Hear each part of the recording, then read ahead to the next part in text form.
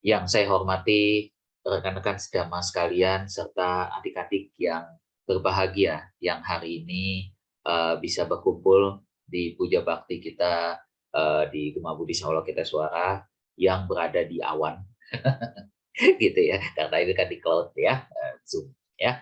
Baik, rekan-rekan sedama sekalian serta adik-adik yang berbahagia, terima kasih eh, akhirnya pada hari kemarin ya tepatnya anak saya Renat Arkananta Wijaya sudah berhasil melewati masa kritisnya gitu ya gitu ya demam berdarah kemarin waktu yang minggu lalu tuh ya tidak bakti di mana tidak stabil ya segala macam eh, zoomnya juga sempat mati gitu ya. Nah karena memang runningnya kita saya terutama itu ada di rumah sakit pada saat itu. Tapi pada saat itu di rumah sakit pun sebetulnya saya sudah mengantisipasi eh, yaitu saya pilih kamar yang ada wifi-nya sebetulnya ya gitu. Jadi karena saya tidak eh, mau campur dengan pasien lainnya gitu ya. Oh bukan jijik loh, bukan gitu ya, bukan jijik loh gitu ya. Nah tetapi demi kesehatan anak saya juga gitu ya. Saya membayangkan kalau anak saya pada saat itu lagi demam tinggi seperti itu gitu ya, kemudian saya bercampur dengan yang lain gitu ya, dengan pasien lain misalnya di kelas berapa gitu ya, maka itu nanti akan berbahaya untuk anak saya dan juga mungkin sayanya juga gitu ya. Nah jadi masa pandemi ini juga belum lewat gitu ya. Nah jadi kelihatannya saya tetap harus apa namanya, harus menjaga kondisi kesehatan dari masing-masing ya, baik anak saya maupun istri saya gitu ya. Nah jadi pada saat minggu lalu tuh saya di kamar VIP ya. Nah tapi tetap sinyalnya ternyata karena saya dapat kamarnya paling ujung ya, sedangkan wifi-nya adanya di ujung sana gitu ya. Jadi sinyalnya tetap gak stabil gitu ya. Nah, tapi akhirnya lewat juga karena pada saat itu cukup tegang juga di mana anak saya sempat panas 40 derajat ya dan sempat udah apa namanya sudah ngelindur gitu ya, udah ngigo gitu ya. Jadi ngomongnya udah ngaco gitu ya. Nah, jadi sampai dia udah berakting seperti dinosaurus gitu ya. Gitu. Gitu. Saya mau ketawa tapi kok ini kok tegang juga gitu. Akhirnya nggak bisa ketawa juga pada saat itu. Lucu juga sebenarnya di satu sisi, tetapi di sisi lain itu mengkhawatirkan karena panasnya sampai 40 derajat gitu. Sampai kesadarannya udah hang gitu lah ya, kira-kira model seperti itu di hari-hari pertama tuh ya. Nah, konsepnya seperti itu ya. Nah, tapi akhirnya lewat juga. Nah, jadi memang penderitaan itu pasti ada akhirnya, teman-teman sekalian ya. Ketegangan itu pasti juga ada akhirnya. Gitu. Terima kasih atas doa dari teman-teman juga gitu ya pastinya. Anak saya juga akhirnya bisa melewati masa kritisnya dan kemarin sudah pulang. Nah, sekarang juga sudah lagi sama mamanya, lagi sama adiknya, lagi main ke rumah mertua saya, ya seperti biasa. Nah, rekan-rekan sedama sekalian, oleh sebab itu maka bercermin dari hal tersebut, saya ingin menyampaikan berdiskusi atau sharing tentang satu topik yaitu berani salah, berani salah. Rekan-rekan sedama sekalian, bahwa kenapa kok berani salah? Gitu ya. Kenapa kok berani salah? Karena tidak ada orang yang berani salah. Gitu. Bener nggak? Tidak ada orang yang berani salah gitu loh. Bener orang berani, pasti berani gitu ya, menunjukkan kebenarannya dia. Contoh kalau orang lagi nunjukin bahwa dia benar kan pasti selalu dia, nih gua nih. Kira-kira kan modelnya seperti itu. Bener berani gitu. Jadi lihat nih misalnya adik-adik misalnya yang masih di sekolah itu pasti apa namanya selalu menyatakan bahwa nih saya benar sekian, nah, gitu ya. Nah jadi konsepnya seperti itu tuh. Pasti jadinya kalau berbicara tentang apa namanya eh, benar gitu ya segala macam itu pasti teman-teman sekalian tuh oke banget lah gitu ya untuk mengakui bahwa saya benar gitu ya. Kenapa demikian? Karena kalau kita benar itu akan menjaga harga diri kita. Cie. Bener nggak? Gitu ya. Bahwa menunjukkan bahwa kita benar. Kita itu apa namanya? Kita itu berada di jalan yang benar, kemudian apa namanya? Harga diri kita jadinya naik gitu ya. Nah, itu akhirnya kita menyatakan berani benar. Nah, tapi kalau salah itu pasti diumpetin. Dulu saya ingat pada saat kalau saya ujian ya, saya ujian tuh saya kalau dapat nilai 10 ya, 10 dari 0 sampai 10 sih gitu ya. Kalau sekarang kan nilainya 100-an ya gitu ya. Nah, dulu masih kita zaman saya, zaman siapa kok Haris segala macam, kita nilainya masih puluhan. Kalau Anda sekarang nilainya udah ngikutin kuliah saya lihat gitu ya, udah ratusan ya. Nah, eh pada saat saya dapat nilai 10 atau sekarang disebut sebagai 100, saya selalu tunjuk itu ke papa saya. Untuk dapat nilai penggantinya, yaitu uang jajan pada saat itu Rp5.000. Gitu. Itu reward yang dijanjikan. Gitu. Jadi setelah dapat 10, saya kasih. Nah, tetapi kalau nilai jelek gimana? Ya saya umpetin ke kertas ulangan. karena bisa dapat omelan. Gitu. Itulah hidup, teman-teman sekalian. Itulah hidup ya. Itulah hidup. Jadi ketika kita benar kita oke gitu, pede sekali gitu loh. Nah, ketika kita salah gitu ya, kita malu gitu, malu gitu ya. Padahal di dalam dunia ini, pertanyaan saya, apakah kita selalu benar? Ternyata kan tidak. Apakah kita selalu benar? Ternyata kan tidak, gitu loh. Apa iya saya selalu benar? Wah, kok Erik bener lah pasti. Orang setiap hari Minggu ceramah misalnya gitu kan ya. Misalnya contoh seperti itu. Apakah bisa dikatakan demikian? Enggak juga. Enggak juga teman-teman sekalian. Nah, kenapa? Karena kalau kita bicara soal kebenaran, bahwa kebenaran itu sendiri kadang-kadang kita peroleh ketika kita salah dulu. Gitu kan ya. Nah, kita belajar contoh saja dari guru agung kita, Buddha Gotama. Sebelum beliau menjadi Buddha, beliau salah jalan dulu loh. Beliau salah jalan dulu, salah jalannya 2 kali. Gitu, salah jalannya 2 kali. Apa itu? Salah jalan yang pertama adalah salah jalan ketika menjadi pangeran. Itu adalah salah jalan. Di mana hidup selalu enak, berkecukupan sangat malah gitu ya, punya istana 3, istana loh, bukan rumah. Rumah 3 masih oke gitu ya. Ini istana 3. Gitu. Nah, istana 3 tuh nggak main-main karena di dalam istana itu ada pelayannya, ada apa namanya, ada tentaranya dan segala macam gitu ya, ada macam-macam lah peralatan yang ada di situ, gitu ya. Nah, jadi fasilitasnya udah mewah sekali gitu ya. Nah, siapa sih yang nggak mau hidup jadi raja gitu, gitu kan? Pasti pada mau gitu ya. Nah, tapi pada saat itu salah jalan. Kenapa? Karena segala sesuatu kebutuhan terpenuhi, gitu. Bukannya jadi orang kaya itu nggak bagus ya, boleh sekali, bagus-bagus saja gitu ya. Nah, tetapi untuk mencapai sebuah pencerahan, itu jauh dari pencerahan gitu ya. Kenapa? Karena badan ini serba dicukupi dan serba dienakin, dibikin enak gitu lah ya, gitu. Sehingga tidak bisa memahami bahwa kondisi real di dunia ini ternyata ada penderitaannya, gitu. Seolah-olah itu tidak ada, gitu. Nah, tetapi pada saat itu kan Pangeran Siddhartha pada saat itu memiliki kebijaksanaan awal. Kok dia ngelihat usia tua, sakit dan kematian pada saat dia keluar dari istana. Loh, dia akhirnya kaget, setengah mati. Ternyata kekayaan saya, ternyata kedudukan saya sebagai seorang pangeran itu tidak bisa menjamin bahwa saya bisa mengalami tidak bisa mengatasi usia tua, sakit dan kematian. Itu nggak bisa jamin. Pakai uang bisa ngatasin usia tua. Wah. Oh boleh, bisa kalau sekarang beli skincare, asik. Gitu ya Haris ya. Beli skincare, wah, gitu. Buat perawat kulit gitu. Itu eh, apa namanya? Itu tidak menghambat, tidak mengatasi usia tua. Itu hanya menghambat usia tua datang lebih awal.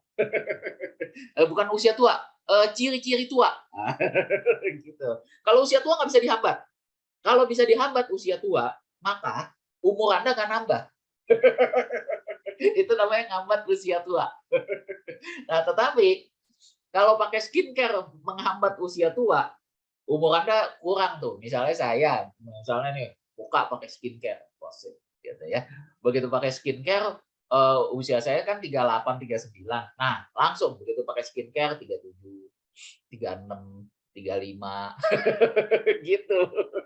Itu namanya ngambat usia tua, gitu. Bisa mengurangi usia tua, gitu ya. Tapi kenyataannya kan enggak. Kenyataannya yang terjadi apa? Yang terjadi adalah ya udah menghambat ciri-ciri tua saja. Keriputnya kehambat, ya kan? Kulit-kulit berminyaknya kehambat, gitu ya, segala macam.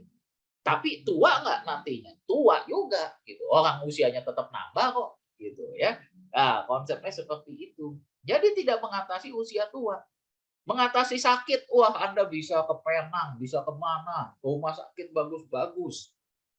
Bisa, bisa. Berobat pakai kamar suite presiden room. Misalnya contoh seperti itu. Bisa, bisa. Tapi apakah Anda tidak sakit pada saat sewa suite presiden room di rumah sakit? Itu Anda lagi posisi sakit. Gitu. Cuma Anda bisa bisa membeli fasilitas kesehatan yang termahal. Udah itu aja. Tapi apakah judulnya Anda sakit? Tetap sakit. Orang Anda lagi dirawat kok di situ. Anda tetap sakit, gitu loh. Tetap aja disuntik, tetap aja diinfus. Jadi Anda lagi sakit pada saat itu, gitu. Nah, demikian juga endingnya kehidupan yaitu tentang kematian. Begitu Anda mati, apakah orang kaya nggak mati? Kemarin Ratu Elizabeth baru meninggal. Itu raja-rajanya Inggris gitu, itu ratunya Inggris gitu, itu pimpinannya Inggris. Kurang apa coba pemimpin Inggris ya, ya itu negara maju luar biasa. Pemimpinnya meninggal di usia 96 tahun, walaupun usianya panjang ya, udah lama gitu. Nah itu kan pasti perawatannya kan luar biasa ya. Itu dokternya juga pada saat beliau meninggal tuh pasti ikut deg-degan itu. Waduh, Ratu mati. Pasti itu, karena pasti endingnya suka agak disalah-salahin tuh dokternya tuh, gitu ya. Ah, kira-kira kan modelnya seperti itu. Kenapa sih nggak bisa dirawat? Kira-kira kan modelnya kayak gitu.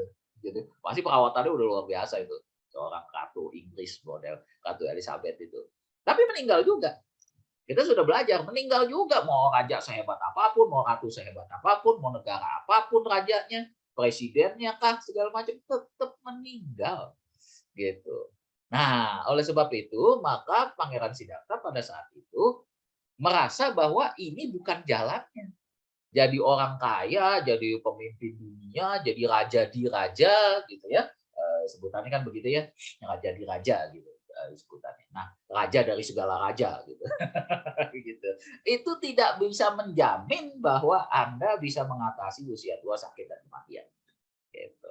Iya kan?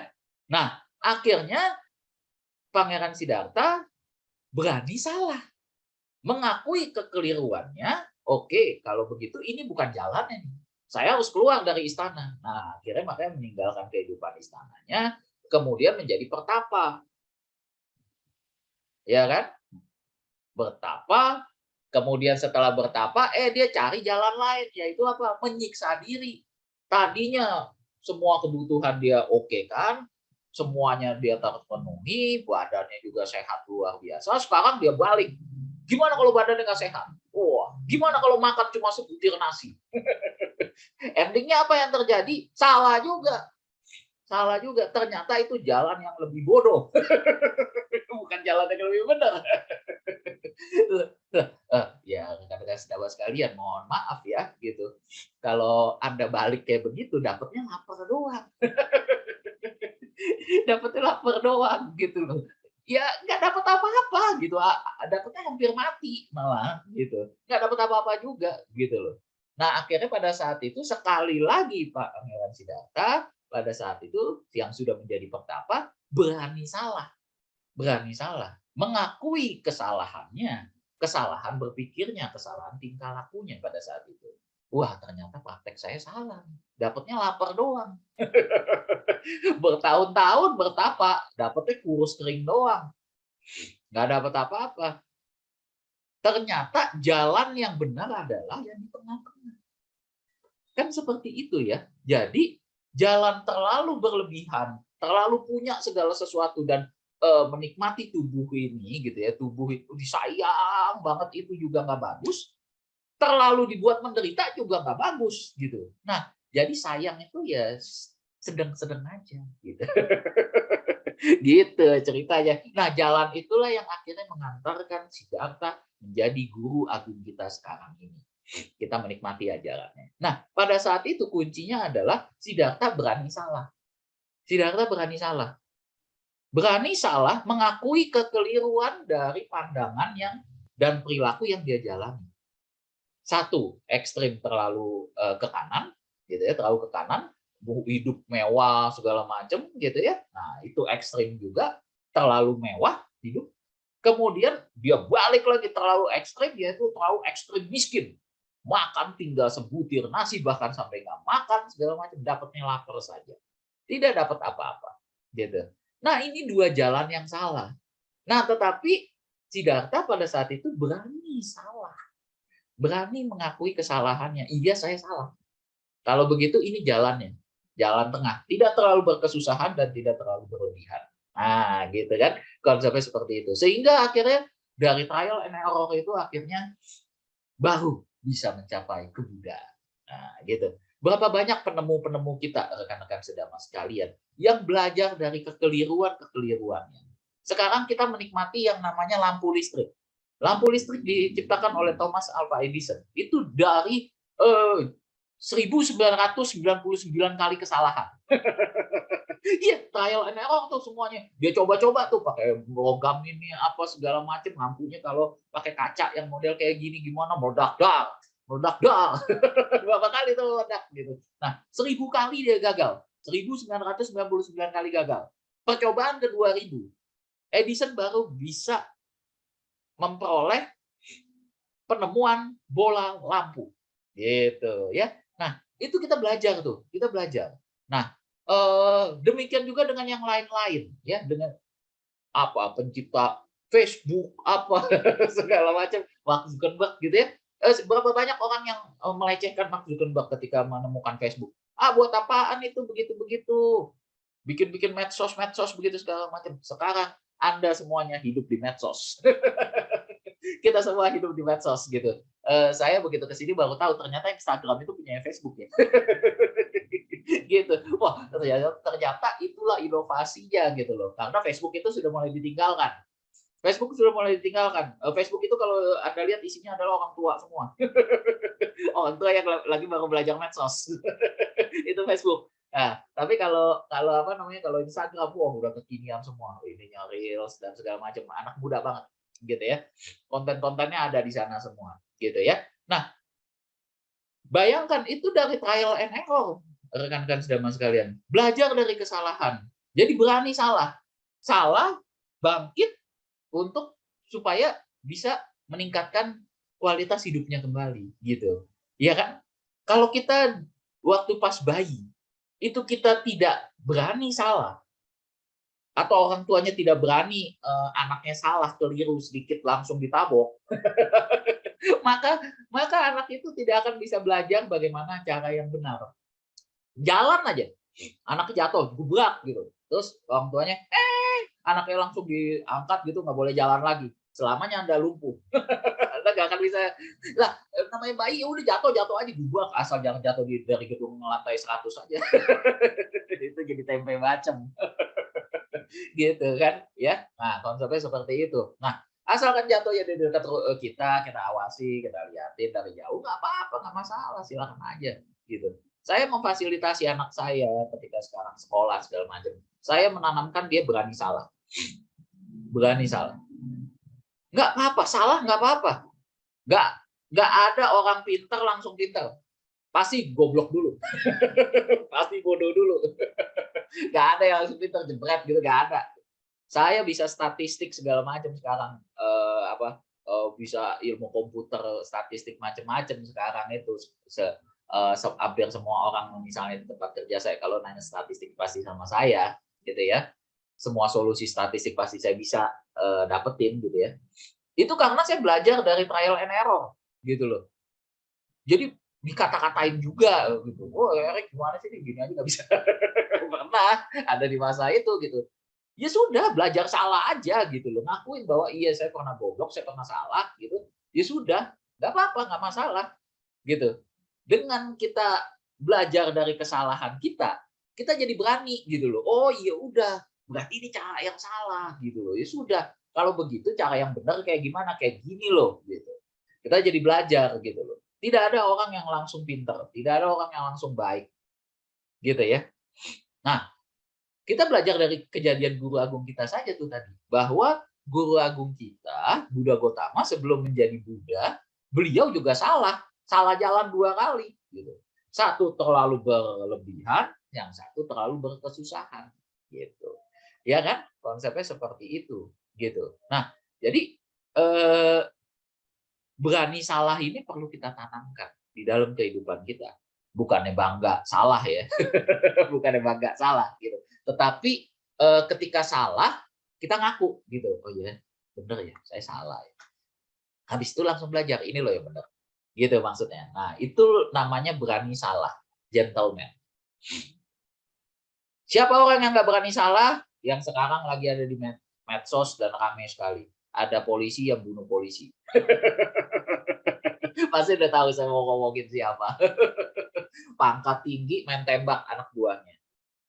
Sampai udah rame seperti sekarang, itu saya nggak melihat ada pernyataan bahwa dia ngaku salah gitu. Mohon maaf gitu. Nggak ada. Malah dia bikin cerita-cerita baru tuh istrinya. Istrinya dibanting lah, dilecehkan lah. Saya ngeliat, aduh ceritanya nggak masuk akal banget, menjijikan banget ini. Ya, modelnya kayak gitu loh. Salah ngaku aja kenapa gitu loh. Udah, Anda mau mau mau bikin cerita apa orang udah nggak bakal percaya gitu loh. Ceritanya terlalu nggak masuk akal gitu loh. Mana mungkin Anda seorang jenderal membiarkan istri Anda diselingkuhin. Kayaknya nggak mungkin banget. Dan istrinya enak aja gitu dibanting gitu. Sama anak buahnya sendiri nggak mungkin. Nggak mungkin banget gitu loh. Dan dibantingnya di rumahnya lagi. Itu nggak mungkin banget gitu. Nggak mungkin banget gitu. Ya. Konsepnya seperti itu. Kalaupun mau ditembak, kalaupun mau dibunuh gitu ya. Ya udah dibunuhnya ya bawa aja ke hutan mana gitu ditembak, bunuh gitu, dibuang gitu. Itu malah nggak ketahuan. Kalau gini kan di rumahnya sendiri malah ketahuan. Iya kan? Nah, itu karena dia menganggap ini terlalu arogan gitu. Dia menganggap bahwa saya bisa segala-galanya, saya bisa membeli kekuasaan, saya bisa membayar polisi-polisi yang ada di bawah saya. Lah, saya kan pimpinannya polisi gitu. Kira-kira modelnya seperti itu. Saya lihat tuh di medsos istrinya masih aja bikin cerita macam-macam gitu loh. Jadi mau ngapain gitu loh. Apakah Anda dengan bikin cerita begitu Anda jadi nggak salah bunuh orang? Ya enggak, Anda tetap salah. Anda tetap salah gitu loh. Dan orang nggak akan percaya lagi cerita Anda gitu loh. Nggak akan percaya gitu karena ceritanya terlalu nggak masuk akal gitu loh. Mau bikin cerita pelecehan segala macam yang melecehkan orangnya juga sudah mati. Apa aja yang mau Anda tuntut? Udah nggak ada. Orang yang udah mati kok. Gitu. Ya kan? Konsepnya seperti itu. Itu adalah contoh orang yang nggak mau salah. Dia nggak berani salah itu. Nggak berani mengakui kesalahannya. Nggak berani mengakui kesalahannya. Coba kalau dia berani mengakui kesalahan, mungkin ada sedikit empati di masyarakat. Saya lupa siapa ya namanya ya. Ada presiden, bukan presiden ya, pokoknya pimpinan negara di negara mana ya, Korea kalau nggak salah ya, atau di mana gitu ya. Dia pernah, saya lagi mau selidiki ini ceritanya siapa gitu namanya ya. Dia bilang begini, eh, di akhir kepemimpinannya, dia mengakui seluruh kesalahannya dia. Dia mengakui seluruh kesalahannya dia minta maaf kepada rakyatnya, dia menyatakan bahwa saya minta maaf gara-gara saya memimpin, saya melakukan korupsi yang besar untuk negara ini. Untuk kemakmuran diri saya dan keluarga saya. Dengan ini saya memohon maaf kepada rakyat Dan apabila rakyat memaafkan saya gitu ya, bentuk pertanggungjawaban saya adalah saya akan kembalikan seluruh harta yang saya nikmati dari hasil korupsi, saya kembalikan semua untuk negara. Dan kalau rakyat mengizinkan saya dalam tanda kutip menebus kesalahan-kesalahan saya akan meninggalkan seluruh istana saya dan segala macam ya, dan saya akan ke wihara menjadi seorang biksu. Ada ceritanya modelnya kayak gitu. Pertanyaan saya, kalau dia sudah minta maaf gitu, kira-kira rakyatnya maafin nggak? Rakyatnya maafin nggak? Dimaafin. Gentleman. Iya, salah. Ya udah salah gitu. Nggak ada orang yang bener 100% gitu di dalam dunia, kayaknya nggak ada deh. Termasuk saya nih yang lagi ngomong-ngomong di hadapan Anda. Saya juga nggak bener-bener banget kok jadi orang gitu. Bohong pernah juga kok gitu. Ya berkali-kali malah. Ya gentleman aja, kalau bohong bohong aja gitu. Ya kan? Nah, konsepnya seperti itu rekan-rekan sedama sekalian. Nah, rakyatnya maafin nggak? Sangat maafin pada saat itu. Sakit hati, pasti ada sakit hati. Tetapi rakyatnya di satu sisi memaklumi, oh ya sudahlah, gitu. Dia sudah mau mengembalikan dan dia juga sudah mau bertanggung jawab, gitu ya. Dia keluar dan dia ingin ke jalan yang benar. Masa nggak dikasih kesempatan? Dikasih ya. Iya kan? Nah, konsepnya seperti itu. Nah, ketimbang dia masih sok-sokan gitu ya segala macam gitu, mendingan dia ngaku salah begitu. Gitu kan? Sehingga tidak ada kebencian di antara orang-orang yang dia bohongi gitu. Ya kira-kira kan modelnya seperti itu. Nah, rekan-rekan sedama sekalian serta adik-adik yang berbahagia, jadi pada hari ini saya ingin mengajak Anda semua, rekan-rekan sedama sekalian serta adik-adik, mari kita berani mengakui kesalahan kita. Kesalahan itu bukan aib kok, gitu ya. Kesalahan itu adalah sebuah pembelajaran. Sekali lagi saya nyatakan, kesalahan itu adalah sebuah pembelajaran untuk mencapai kebenaran, gitu ya. Nah, jadi kalau Anda ingin menemukan kebenaran, maka Anda perlu belajar dari kesalahan-kesalahan Anda, sehingga Anda tahu bagaimana cara yang benar, gitu ya. Konsepnya seperti itu, gitu. Semua penemu-penemu apapun di dunia ini, semuanya juga seperti itu. Dia belajar, oh cara begini nggak bagus nih, cara begini nggak bagus. Sekarang iklan aja udah nggak ada tuh yang iklan, ya minumlah ini, maka akan begini. Waduh, udah jadul banget. Udah nggak ada tuh iklan kayak begitu gitu ya. Nah, iklan tuh udah soft banget caranya, udah wah, udah mantep banget ya gitu. Bahkan kadang-kadang kita nggak sadar bahwa itu kita ketelan iklan. Gitu. Misalnya ada adegan di film tertentu gitu ya, dia lagi nonton di bioskop segala macam, dia tuang sirup gitu ya, sirupnya dikasih lihat marjan gitu. Itu kan halus banget kan? Halus banget, nggak perlu tuh. Minumlah marjan, alah. Di skip sama orang gitu loh. Nah, anak saya aja kalau lagi main game di apa di tabnya segala macam, kalau ada iklan di skip langsung. Itu anak kecil, saya kan pernah ngajarin loh, nge skip iklan. Apa tuh iklan? Ah, iklan mulu kata dia. Itu anak yang paling kecil atau anak yang gedean si Renat juga begitu, dia skip aja iklan. Kalau ada iklan di YouTube gitu dia skip, gitu. Skip, pencet pencet pencet skip. Gitu. Makanya kalau YouTube kan sekarang kan pintar tuh, ada iklan yang nggak bisa di skip kan gitu ya, tapi cuma berapa detik gitu karena nggak bisa di skip gitu. Tapi udah usaha tuh anak saya, ini kok iklannya nggak ke skip skip sih. Gitu ya. Nah itu jadi dari belajar dari kekeliruan akhirnya agensi iklan tuh segala macam juga caranya tuh, wah bagaimana caranya iklan nih supaya menarik dan langsung bisa masuk ke dalam alam bawah sadar tanpa dia sadari bahwa itu iklan gitu ya. Nah itu iklannya ini banget gitu loh ya. Ya, konsepnya seperti itu gitu. Jadi makanya kalau iklan-iklan di Instagram tuh segala macam, wah udah kreatif sekali gitu ya. Beda sama iklan-iklan zaman saya gitu ya, zaman Ko Haris gitu ya. Ya masih pakai TV tabung tuh. Kita nonton deh. Makan Indomie, enak. Udah gak ada lagi tuh kayak gitu. Udah gak ada lagi tuh iklan kayak gitu. Ya. Nah, rekan-rekan sedaya sekalian, jadi itu tadi bahwa saya ingin menyampaikan bahwa salah itu adalah sebuah pembelajaran untuk menuju kebenaran, gitu ya. Bukan bangga loh kalau salah salah gitu, "Weh, gue salah," gitu. Enggak juga gitu ya. Nah, tetapi kita akui saja bahwa kita salah, nggak apa-apa, masalah gitu. Lomba kalah, nggak apa-apa.